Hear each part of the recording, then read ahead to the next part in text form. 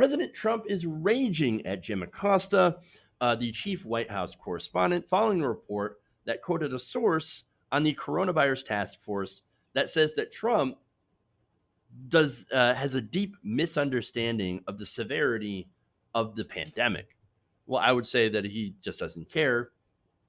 I mean, sure, bank on stupidity, because generally when you're dealing with Donald Trump, stupidity often wins. But there's also apathy and lack of empathy. And so there's that. So now let's get to the tweet here. Trump earlier on Twitter said, CNN has no sources on the task force. Their sources are made up. Pure fiction. Jim Acosta, it's a fake reporter. Everyone I don't like is fake news. All right. So now let me give you some context on the report, right? So now the report said, and it was published earlier this morning, it said, according to the source, referring to the president, he still doesn't get it. He does not get it.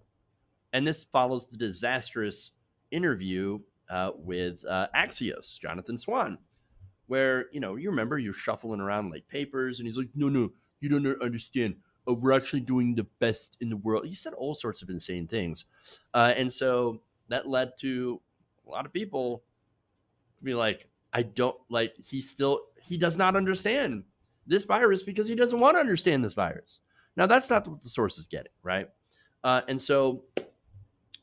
saying. So, look, in response to that, right, getting it would require not only being somewhat intelligent, right, but also possessing a shred of empathy. That is a trait that has likely been beaten and shamed out of Donald Trump as a child. That's just my speculation, of course. But the source said those in attendance had a difficult time convincing the president about the importance of wearing masks to curb the spread of the coronavirus. So now Donald Trump is now coming out and saying to wear a mask, right? We're going to wear a mask. We got to wear a mask. Patriots wear masks. And yet, still behind the scenes, he does not wear a mask. I'm just saying. He still tries not to wear a mask. And then apparently when people start urging him to do so, quote, he starts talking about something else, the source said, adding, his mood lately is not a happy mood. Oh, he's very sad. Sad. Baby. Okay. Here's the thing. He shouldn't be happy, right? Nobody in the government should be happy. Okay. But the problem is, because we have a lot of, we have economic issues, major economic upheaval. We have this virus that has killed over 150,000 Americans. It's infecting a lot of people. And so, yes, there's not a whole lot to be happy about. Our elections have been disrupted. Our political process has been disrupted. Our lives have been disrupted. There's nothing to be happy about. Okay. Thing is, Donald Trump's upset for all the wrong reasons. I mean, look, yes, he probably hates coronavirus. Yeah, of course, right?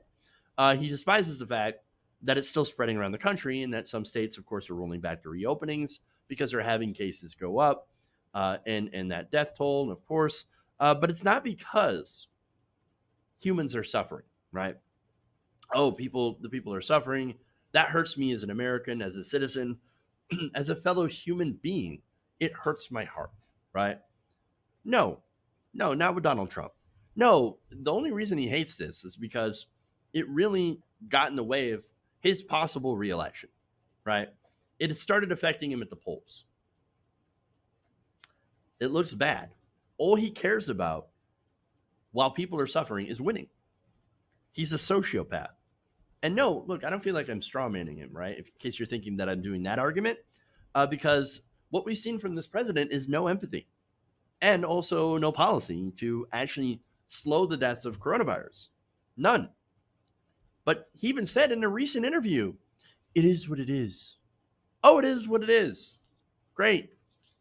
Now, look, I know I keep going back to this every time I talk about comparisons to Donald Trump. You're probably sick of it, but what about Obama? What if Obama said this about Ebola, right? Or even something that's, like Benghazi, right? It is what it is. I mean, what are we going to do about Benghazi, right? It is what it is. Or even 9/11, God forbid, right? You know what would happen? Heads would explode.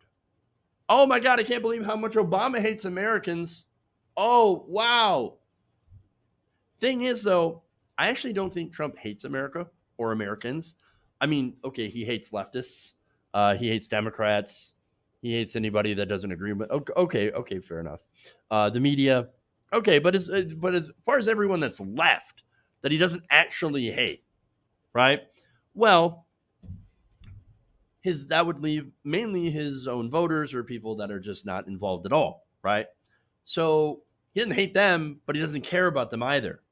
Even his own voters. The only thing he cares about is, are they going to go vote for me? And that's about it. And I think that's obvious because of his own stance when it comes to mail-in voting. He's willing to risk the lives of his own voters to stop people from being able to mail in ballots. He's like, no. I want you guys to go to the polls, right? Risking yourself, risking your lives to coronavirus, just so, we can screw over the people that I don't like. And that's what that is, right? Even his populist right-wing stances, like the stimulus, right? Which I guess isn't really a right-wing stance, but his populist stances, right? Like, for example, I want to give people more of a stimulus, like a bigger stimulus check, right? That's just him buying votes. I mean, yes, he'll buy votes, and then the economy might get a little bit better, right? In the short term, that helps him just for long enough for people to feel more secure during the voting. Look, I have no doubt that he would be railing against stimulus right now if a Democrat were president. I'm just saying. And so it's all about him. But of course, Donald Trump says, "Oh no, it's not that. No. This person that's on the coronavirus task force, totally fake." With, again, no evidence, right? So now, interestingly enough, that same source noted that Vice President Pence does get it, but that he appears, quote, conflicted in his dealings with the task force and that he understands their concerns while at the same time tempering his comments to avoid getting on the wrong side of the president. Yeah, that actually sounds like a pretty realistic appraisal of the situation. Mike Pence is not known for his bravery, right? Mike Pence sits back and basically does nothing. Wow, what a profile in courage. And I know, look, Mike Pence has some pretty insane views, and he's by far not an intellectual, but he's not politically stupid. He's just not, right? So what he's doing is like trying to walk a fine line here between himself, Trump, and the task force. Okay. And so, I mean, I don't envy that position, but he did sign on for that. And I think, everything that we've said against Mike Pence over the years, he is at very least a competent bad person, right? He's very competent at being terrible, unlike Donald Trump. And so overall, though, this is not a flattering thing for the president. So as usual, he's going to attack the reporter.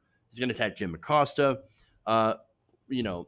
who reported on this source, which of course will no doubt make his supporters very happy that he's going after the fake news media as they die of coronavirus. At least they've got their bread and circuses as they choke on their own fluids.